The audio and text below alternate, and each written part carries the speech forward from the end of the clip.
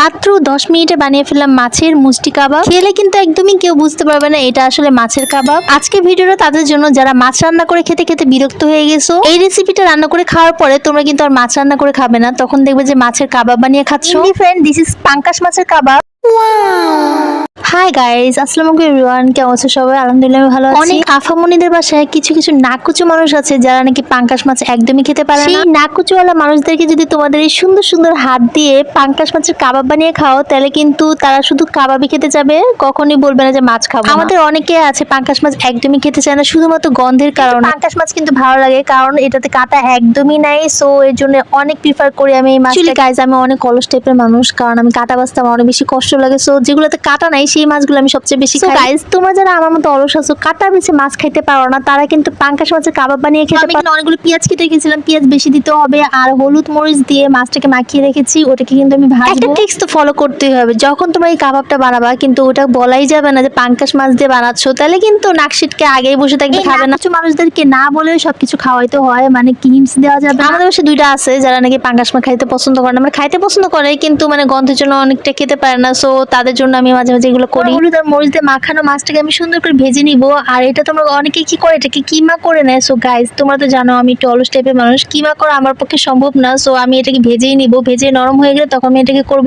আর এদিকে আমি একটু রসুন বেটে নিচ্ছিলাম, সাথে একটু পেঁয়াজও কিন্তু গুঁড়ো করে নিয়েছি, মানে কেচে নিয়েছি। হাম্বল দিস্তা দিয়ে আমি মোটামুটি কাজ করে ফেলি। রসুন বাটাবাটি কে করবে, পাটায় পুটে যে, সো আমি একটু হাম্বল দিস্তা দিয়ে রসুনটা কেটে দিয়েছি। আর মাছের মধ্যে যত বেশি রসুন দিবা, একটু বেশি রসুন দিলে মাছের গন্ধটা থাকে। এই বাটিতে কিন্তু আমি রসুন বাটা দিয়ে দিয়েছি, আর হচ্ছে অল্প একটু পেঁয়াজ বাটা দিয়ে দিয়েছি। আর আমি যে ভাজা মাছটা সেটা ঠান্ডা হওয়ার পর আমি এটাকে সুন্দর করে কাটা থেকে আলাদা করে ফেলতেছিলাম। মোটে কাটা ছিল না, মাঝখানে একটা কাটা ছিল। আর গাইস, এই মাছের কাটাটাকে আমি আমার বিল্লুকে দিয়ে দিব। আর সাথে কিন্তু আমি আজকে কলা নিয়ে আসছি আমার বোন। সো কলা নিয়ে আসতো, বলতেছে তুমি কলা খাও। সো আমার কিন্তু কলা অনেক ফেভারিট, এটা ফ্রুটস। তো কলা খেয়ে নিই, তারপর বাকিটা তোমাদের সাথে বাকিটা শেয়ার করছি।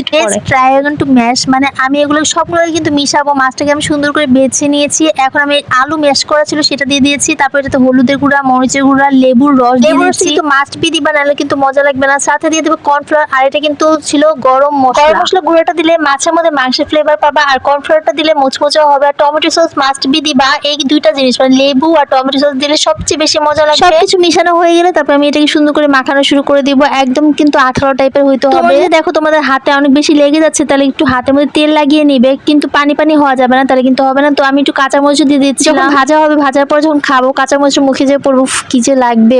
আর এই যে দেখো আমি মুষ্টি মুষ্টি করে চমচম বানিয়ে ফেলতেছিলাম, মাছের চমচম। তো এটা দেখো আমি কিছু কাবাবের মতো করেছি আর কিছু চমচম টাইপের করেছি। Now let's go to fry. So দেখো আমি এটাকে ভাজবো এখন। প্রথমেই কিন্তু তেলটা ভালো মতো গরম হয়ে যেতে পারে, কিন্তু লেগে যাবে। সো আমারটা লেগে স্লো মাস্ট, প্রথমে আমি বুঝতে পারি না। এট ফার্স্ট আমি দিয়ে দিয়েছি 4টা চমচম মুষ্টি কাবাব, আর হচ্ছে গিয়ে আর 4টা কাবাব, মানে 4টা কাবাব দিয়ে দিয়েছি। দুইটা মাত্র মাছ দিয়ে কিন্তু এই কয়টাই হয়েছে, আর এগুলো তোমরা মন ভরে খেতে পারবে। আমরা অ্যাকচুয়ালি রাতের বেলা দুইটা করে খেয়েছি, পরের দিন রেখে দিয়েছি, কিন্তু আমি ডিপে রাখি নাই কারণ এটা পানি ছেড়ে দিবে। পরের দিন যদি খেতে চাও তাহলে অবশ্যই হালকা করে ভেজে রেখে দিবে, পরের দিন আর একটু ভেজে তারপর গরম করে খেয়ে নিবে। আর যাদের ওভেন আছে তাদের তো কথাই নেই, ভেজে রাখলে গরম করে খেতে পারবে। This is the final look of my মুষ্টি কাবাব। কি যে অসাধারণ লাগতেছিল দেখতে। ভাতে নিয়ে নিয়েছিলাম করলা ভাজা। সো এই করলা ভাজাটা রেসিপি আমি পরে দিয়ে দিব। আজকে কাবাব দিয়ে খাচ্ছি সেটাই দেখাবো। ফার্স্ট আমি লেবু দিয়ে কাবাবটাকে মাখিয়ে তারপরে একদম যখন কাঁচামরিচ দিয়ে মুখে ঢুকে দিচ্ছিলাম, কি যে মজা। এখন আবার খেতে মন চাচ্ছে আমার। যদি মাছের কাবাব থাকে তাহলে মনে হয় এক বল খাবার আমি নিজে একাই খেয়ে ফেলতে পারবো। আর তোমরা তো অনেক বেশি খেতে, যে বাচ্চারা মাছ খেতে চায় না তাদের জন্য একটা পারফেক্ট কাবাব। তারা শুধু বলবা যে মাংসের কাবাব দিচ্ছ, আর সেটা ভেবে খেয়ে ফেলবে, কারণ একদমই মাছের গন্ধ আসে। একটা লাইক, কমেন্ট, শেয়ার করে দিও। ইউটিউব থেকে সাবস্ক্রাইব করে দিও। Thanks for watching, tata.